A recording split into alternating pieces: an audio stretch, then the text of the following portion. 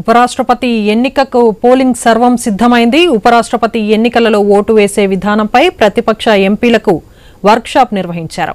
రేపు జరిగే ఎన్నికలలో అధికార ఎన్డీఏ అభ్యర్థి సిపి రాధాకృష్ణన్, ఇండియా బ్లాక్ ఉమ్మడి ప్రతిపక్ష అభ్యర్థి బి సుదర్శన్ రెడ్డి మధ్య ప్రత్యక్ష పోటీ జరగనుంది.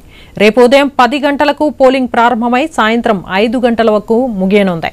పోలింగ్ ముగిసిన వెంటనే ఓట్ల లెక్కింపు చేపట్టి వెంటనే ఫలితాలు ప్రకటించనున్నారు.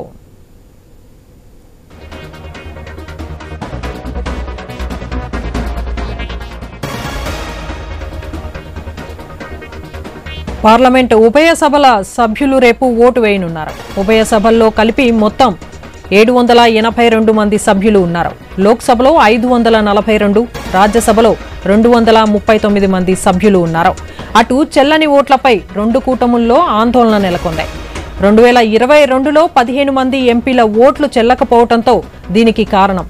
ప్రజాస్వామ్య వ్యవస్థలో ఎంపీలకు కూడా ఓటు వేయడం రాకపోతే ఎలాగని ఉభయ కూటముల నేతలు తలలు పట్టుకుంటున్నారు.